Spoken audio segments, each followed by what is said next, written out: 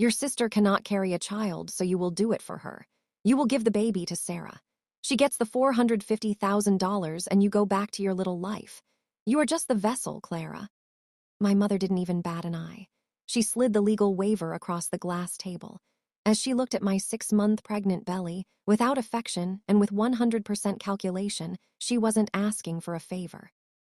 She was commanding me to surrender my unborn daughter so that my sister could unlock our grandfather's inheritance. Before I tell you what I did when my own mother tried to exploit my child for money, leave a comment and let me know where you are listening from and what time it is for you right now. I want to see how far this story travels. No, the word had barely left my lips before the atmosphere in the sunroom shattered. Beatrice didn't argue. She didn't try to persuade me, her face distorted into a mask of pure, unadulterated rage. It wasn't the anger of a mother disappointed by a child. It was the rage of a creditor denied payment. She lunged at me. "It belongs to her," she screamed. Her hand slammed into my shoulders. "You selfish little mistake. It belongs to Sarah." The force was enough to send me stumbling backward. My heels caught on the edge of the carpet, and suddenly the glass table was gone, replaced by empty air and the hard wooden steps leading down into the garden. Gravity took over. In that fraction of a second of weightlessness, my brain didn't panic. It switched gears. I am an ER nurse. Panic is a luxury I cannot afford. As the world tilted, I didn't stretch out my arms to break my fall. I tucked my chin. I rolled my body inward, wrapping my arms tightly around my belly, transforming myself into a human shield for the life growing inside me. I hit the first step with my shoulder, then my hip, then felt the sickening crunch of ribs against the edge of the last step. I landed on the grass, the air forced from my lungs. I stared up at the porch of the sunroom. My mother stood at the top, looking down. She wasn't horrified. She didn't rush to help. She waited. She was observing to see if the problem had been fixed. My training kicked in before the pain did. Airway clear, breathing shallow but present. Sharp pain in the left lateral chest wall, likely a rib fracture. Palpate the abdomen. Soft. No immediate cramping. Then the most important check. I waited, holding my breath until my lungs burned. A flutter. A tiny, protesting kick against my palm. Fetal movement detected. She was alive. I didn't scream. I didn't cry for help. I knew in that moment that screaming would only confirm I was a victim, and victims get finished off. This was no accident. It was a clinical procedure, an attempted termination to clear the way for the preferred asset. I pulled myself up, ignoring the burning in my side. I didn't go back into the house. I went straight to my car, got in, and locked the doors. My father, Victor, stood at the sliding glass door watching me. He didn't move. He didn't try to stop me. He simply watched. His face was expressionless, like a man observing a transaction that had gone slightly wrong but was still salvageable. I didn't drive to the nearest hospital, where my mother had friends on the board and my sister had connections in administration. I drove 40 minutes into the city to my own trauma center, the only place where I had control over the narrative. As the adrenaline began to fade and the throbbing in my ribs took over, the truth settled over me like a lead blanket. For 29 years, I had treated my relationship with my mother like a chronic illness, something to manage, soothe, and endure. I thought if I were only good enough, quiet enough, successful enough, the symptoms would improve. But today, the diagnosis had changed. My mother was a narcissist, but not the kind you read about in magazines. To Beatrice, children weren't people. We were extensions of her own ego.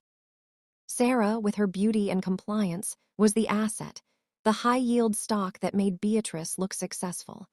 I was the liability, the accident from 29 years ago that forced her into a marriage she loathed. In her mind, pushing me down the stairs wasn't attempted murder. It was a correction. It was an attempt to liquidate a bad investment so the capital, my grandfather's money, could flow to the hyper-forming asset. I parked the car, my hand trembling as I reached for the door handle. They broke my ribs. They tried to kill my daughter. They laughed at me for years and thought I was just the spare part for their perfect machine. But they forgot one thing. You don't bring a checkbook to a knife fight, and you certainly don't try to kill an ER nurse and expect her to just die quietly. I went into the triage area not as a patient, but as a prosecutor building a case. My discharge papers were a receipt for survival. Bruises on the ribs, soft tissue damage, but a fetal heartbeat that sounded like a drum solo in the quiet exam room. I walked out of the hospital into the cool night air, the folder of medical evidence clutched to my chest. It wasn't just paperwork, it was ammunition. My phone had been vibrating against my thigh for the last 2 hours, a relentless, buzzing, angry insect. I finally pulled it out in the safety of my car. 17 missed calls, 32 text messages. Most were from my father, Victor. Clara, pick up. Your mother is hysterical. She didn't mean to push you. You tripped. We can pay the hospital bills, just come back to the house. We need to settle this tonight. Don't make a scene, Clara. Think of the family. I stared at the glowing screen and felt a cold distance come over me. This was the script, the gaslighting, the rewriting of history before the ink was even dry. He wasn't worried about my ribs or his unborn granddaughter. He was worried about the narrative. He was worried that if I made a scene, the bank would find out about his debts or the neighbors would learn his wife was violent. He offered to pay my medical bills with the same money they wanted to steal from my child. My thumb hovered over the lock button. It would be so easy to cut them off, drive home to my husband, Mark, lock the doors, and never speak to them again. But silence would not protect me. Silence would only give them time to regroup, twist the story, and sue me for custody later. If I wanted to be free, I couldn't just run away. I had to end it. I thought about the patients I saw in the ER. The ones who came in screaming and fighting were usually sedated or restrained. And then there were those who went still. The ones who saved every ounce of energy for survival. I decided to become a gray rock. It's a technique for dealing with narcissists. You don't argue. You don't defend yourself. You don't explain anything. You become as uninteresting and impenetrable as a pebble. You give them nothing to feed on, no emotion they can twist. You let them project whatever they want onto your silence until they feel safe. Until they get careless. I didn't reply to the accusations. I didn't send a picture of my bruises. I didn't scream that he was a liar. I typed a single, carefully formulated message. It had to sound like a surrender. It had to sound like the broken daughter they expected me to be. I'm scared. I don't want to fight anymore. I'm ready to talk about the waiver. I paused and watched the 3 dots appear immediately. They were watching. They were hungry. I added the condition, the only thing that would make the trap snap shut. But not at the house. I can't go back there. I'll meet you tomorrow at Mr. Miller's office. Please just bring the papers. The reply came within seconds. Good girl, we knew you'd come to your senses. See you at 10:00 a.m. Don't be late. I put the phone away. Good girl. The condescension dripped from the screen. They thought they had won. They thought the fall had knocked the resistance out of me. They thought they were going into a surrender negotiation. They had no idea they were walking into an ambush. I started the car. The pain in my side flared as I turned the wheel, a sharp, hot reminder of why I was doing this. I didn't go home to hide. I went home to sharpen the blade. The conference room at Miller and Associates was designed to intimidate. Floor-to-ceiling windows overlooking the skyline, a mahogany table long enough to land a plane on, and air conditioning set to a temperature that felt less like climate control and more like a preservation technique. It was perfect. It was a sterile field for a surgical removal. I arrived 20 minutes early. I needed time to slip into my role. In the flawless restroom, I looked at myself in the mirror. The bruises on my ribs were real, a deep, ugly purple blooming across my torso. But my face was too clean. It looked defiant. I needed to look defeated. I opened my makeup bag. I didn't use concealer to hide the damage. I used contour powder to enhance it. I deepened the shadows under my eyes. I added a subtle, sickly yellow tint to the fatting bruise on my jawline. Then I wrapped my ribs over my shirt with a bulky ace bandage, making sure it was visible, clumsy, and pathetic. I wasn't dressing for a business meeting. I was dressing for a performance. I needed them to see a broken woman, a terrified daughter ready to fold. I needed them to feel so powerful that they forgot to be careful. Mr. Miller was waiting for me. He was an old-school lawyer, 3-piece suit, silver hair, and a reputation for being as warm as a glacier. He was also the trustee of my grandfather's estate. "Do you understand what we are doing here, Clara?" he asked. His eyes scanned my bandages with professional distance. "I'm not recording them," I said, my voice steady. "Illinois is a two-party consent state. If I record them, it's inadmissible. But you are an officer of the court. You are a mandatory reporter. If they admit to extortion or threats of violence in front of you, it's not hearsay. It's evidence." He nodded once. A shark recognizes another shark. "I will leave the door to my office ajar. The paralegals are in the hallway. Just get them to talk." "They love to talk," I said, "especially when they think they've won." At 9:58 a.m., they walked in. Beatrice led the way, of course. She wore a cream-colored pantsuit that probably cost more than my car. Her hair was sprayed into an invincible helmet of blonde. She looked around the room with a mocking smile, as if the air quality didn't meet her standards. Victor followed, looking sweaty and gray, clutching a briefcase like a life preserver. And then Sarah, my sister. She wore oversized sunglasses and pouted, looking bored, as if stealing my child was just another tedious errand she had to run before brunch. They didn't ask how I was. They didn't look at my bandages with concern.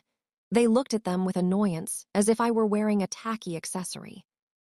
"Let's get this over with," Beatrice said, dropping her handbag onto the table. "We have reservations at noon." I sat at the far end of the table and made a show of wincing as I sank into the chair. I kept my posture hunched, my eyes downcast. I watched them sit. They looked comfortable. They looked entitled. But then I noticed something. Beatrice wasn't looking at me. She was looking at her phone, typing rapidly under the table. It wasn't casual scrolling. Her thumbs were flying, her eyes darting around the room.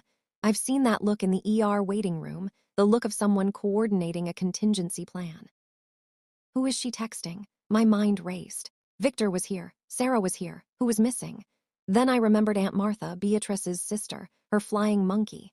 The one who did the dirty work whenever Beatrice wanted to keep her hands clean. With a jolt of cold clarity, I realized Beatrice hadn't just walked in here and assumed victory. She had activated a dead man's switch. She was likely texting Martha updates. "If I don't send you the all clear by a certain time, burn it down." She was prepared for a fight. She just wasn't prepared for a surrender. I took a shaky breath, letting my voice tremble just enough to make it believable. "Did you bring the papers?" Beatrice smiled. It was the smile of a predator watching a trap snap shut. "Right here, sweetie. Just sign on the line and we can all be a happy family again." She pushed the document toward me. The trap was set. Now I just had to make her step on the landmine. I took the pen. My hand wasn't shaking because I was afraid. It was shaking because I was holding back a tsunami of adrenaline. I let the tip hover over the signature line and watched the ink bleed slightly into the expensive paper. "Why the rush?" I asked, keeping my voice low. "The trust doesn't pay out for another 6 months. Why do you need the waiver today?" Victor flinched as if I had struck him. He wiped a sheen of sweat from his upper lip with a handkerchief that looked like it had been used for days. He wasn't just nervous, he was terrified. "It's complicated, Clara. Just sign the damn thing." "I can't," I whispered. "Not until I understand. Is it the house? Did you lose the lake house?" "I didn't lose it," he snapped, slamming his hand on the table. The sound made me flinch, but Beatrice didn't even bat an eye. She just kept typing on her phone under the table. "I leveraged it, okay? I borrowed against the equity to cover some shortfalls." "Shortfalls," I pressed. "You mean the investments." "It wasn't just investments." He stood up, unable to sit still. He walked to the window, his back to me, his reflection hovering against the skyline. "I borrowed from the wrong people, Clara. Private equity sharks. They don't send late notices. They send guys with baseball bats to your office." I watched him crumble. The polished businessman I feared was gone, replaced by a desperate gambler. "I withdrew $300,000 from the trust account early," he confessed. The words tumbled out of him. "I forged the trustee's signature to get an advance. I thought I could pay it back before the quarterly audit next Friday, but the investments tanked. If I don't dissolve the rest of the trust to Sarah and refill that account by Friday, I'm not just broke. I'm going to prison or the morgue." There it was, conspiracy to commit fraud, embezzlement, identity theft. I looked at Mr. Miller. He was staring at Victor, his face a mask of professional horror. He had just heard a confession to a crime involving his own signature. I looked back at Beatrice. She finally put her phone away. She wasn't shaken by Victor's confession. She looked annoyed by his weakness. "So that's it?" I asked, turning my gaze to her. "You need the money to keep him out of jail. But what about my daughter? You said I was just the vessel. You really want me to sign away my rights to my own child?" Beatrice leaned forward. Her perfume, something heavy and floral, the smell of my childhood nightmares, wafted across the table. "Let be clear, Clara," she said, her voice dropping to a smooth, deadly purr. "You are an ER nurse with a shift-work salary. You live in a 2-bedroom rental. You have nothing." She pointed at Sarah, who was inspecting her manicure. "We have resources. We have lawyers. If you don't sign that paper and give us that money, we will sue you for full custody. We will paint you as unstable. We will use your accident on the stairs as proof that you cannot protect a child. We will bury you in legal filings until you starve." My blood froze in my veins. This wasn't just greed, it was annihilation. She was threatening to weaponize the legal system to steal my child because I wouldn't pay for her husband's crimes. For a second, the fear was real. I imagined them taking her away. I imagined Sarah holding my baby while I was dragged away by security. "Sign it," Beatrice hissed, "or we finish what we started on the stairs." Extortion, threats of violence, conspiracy, it was everything I needed. I looked at the paper. The waiver stared back at me, a contract to sell my soul. I took a deep breath and let the gray rock mask fall. I stopped shaking. I straightened my spine. When I looked up, my eyes were dry. "You ungrateful little." Beatrice jumped out of her chair. Her hand rose instinctively, as if to strike me, forgetting where we were, forgetting who was watching. "I'm not signing," I said, my voice cutting through her rage like a scalpel. "But I think Mr. Miller has heard enough." I pointed my finger past her shoulder to the heavy oak door connecting the conference room to the main office. It had been ajar the whole time, just an inch, but enough for the sound to carry, enough for a witness.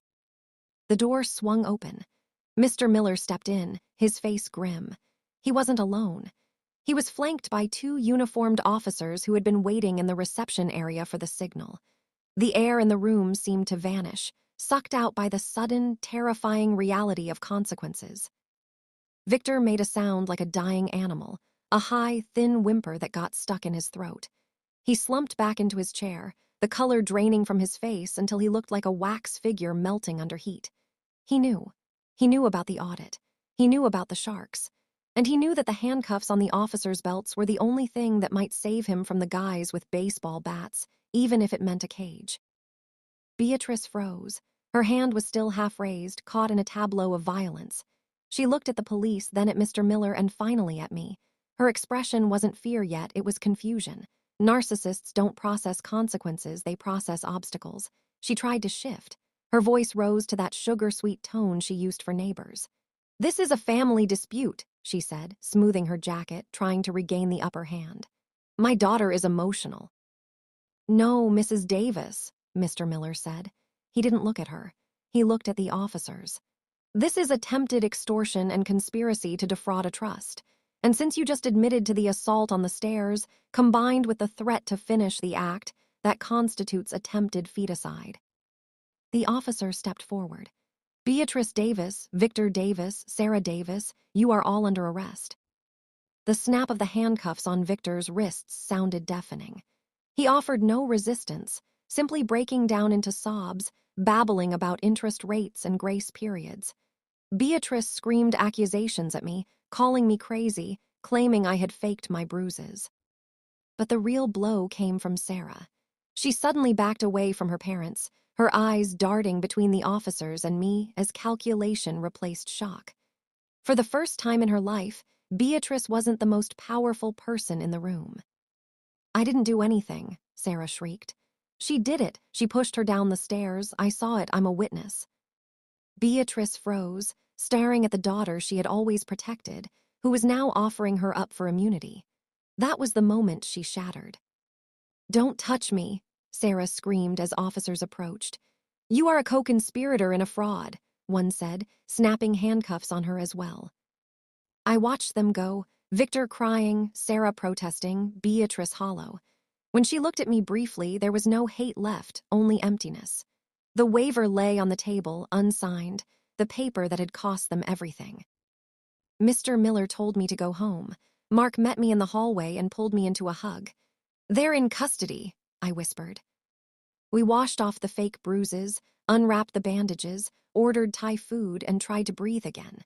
At exactly 7:15 p.m. that night, police lights exploded in our living room. A megaphone roared my name. Officers surrounded the house. They said a relative had called 911 claiming I was threatening to harm myself and my unborn child. I knew instantly, Beatrice. She had triggered a contingency plan. If she couldn't send the all clear, her sister would report me, even from jail. She was trying to destroy me. I stepped outside with my hands raised and explained calmly. I showed them my phone, no message. I gave them Mr. Miller's card. The sergeant called him. 30 seconds later, everything changed. They backed down. "I'm sorry," he said. "We will add this to your file." The lights vanished. The aftermath was brutal. Victor pleaded guilty. Beatrice was charged with extortion and filing a false report. Sarah was disinherited. They lost their property, their status, and their access to me. 6 months later, I folded baby clothes in a quiet nursery. The trust fund was sealed. My number, locks, and name were changed. My daughter kicked. "You will only ever be loved," I whispered. Peace was the most expensive thing I had ever owned, and it was worth every penny. If you've ever cut off family to save yourself, type peace in the comments.